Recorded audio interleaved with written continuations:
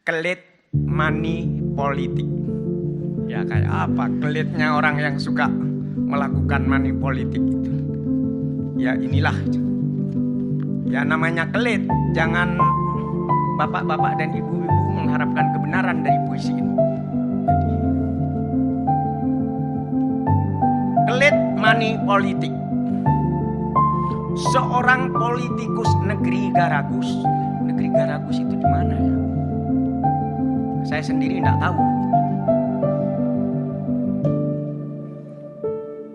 Negeri antah berantah lah. Seorang politik negeri Garagus berkata, dan kata-katanya sangat meragukan karena penuh dalih dan kelit. Begini katanya, money politik itu adalah satu perbuatan yang jelas tercela dan sekaligus dilarang. Ia seperti buah huldi. Semakin banyak saya melakukan, saya semakin punya harapan untuk duduk di kursi keemasan, meskipun itu menodai demokrasi. Dan perlu diketahui, kalau saya melakukan money politik, saya tidak bermaksud mencemari demokrasi. Tidak. Saya tidak akan mengotori demokrasi. Tidak.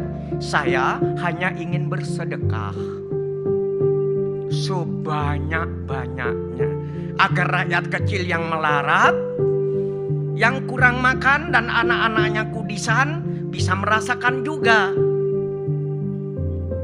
makan enak walau sebentar. Saya ikhlas karena membela rakyat jelata. Itu bagian dari patriotisme saya. Jadi saudara-saudara, tolong jangan salah paham. Saya memberi kepada rakyat jelata dengan hati yang bersih. Rakyat yang melarat untuk bisa berangkat memilih dalam pesta demokrasi, mereka harus tidak bekerja 1 hari. Berarti mereka tidak punya penghasilan. Jadi kalau saya memberi sedekah kepada mereka, itu bunga-bunga sosial saya. Pertanda saya calon anggota parlemen yang berhati mutiara. Jadi kalau calon lain tidak terpilih, jelas bukan kesalahan saya. Kenapa mereka tidak berbuat seperti saya? Dan kalau ada rival-rival saya yang berbuat seperti saya, pasti hatinya tidak ikhlas. Mereka memberi karena ingin dipilih. Itulah money politik yang dilarang. Itulah riswah yang dilaknat itu. Sedangkan saya ini berkata jujur dan tidak berkelit. Kalau menurut Anda terasa berkelit, itu hanya zahirnya saja.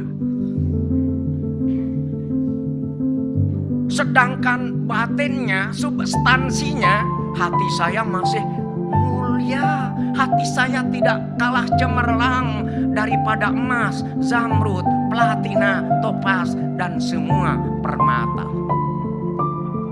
Jadi kalau saya menabur uang, itu berkah buat rakyat jelata yang memang membutuhkan sedekah saya.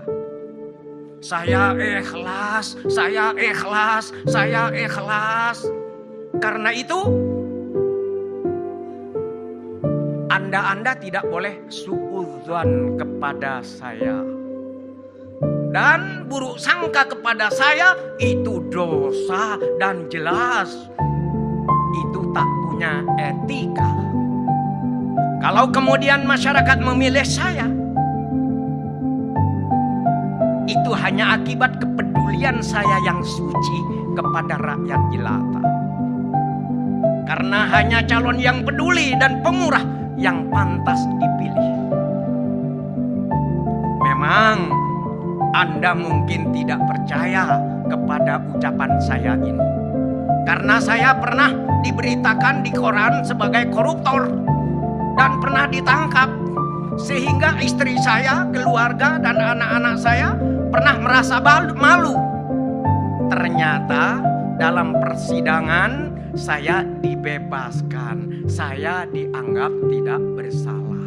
Itu bukti bahwa saya tidak bersalah. Buktinya, saya masih bisa tersenyum manis di televisi. Memang saya tahu persis ada sebuah pantun yang sangat indah. Buah delima, buah mentor, buah mentimun dari Bekasi. Syarat utama untuk jadi koruptor harus bisa tersenyum di televisi.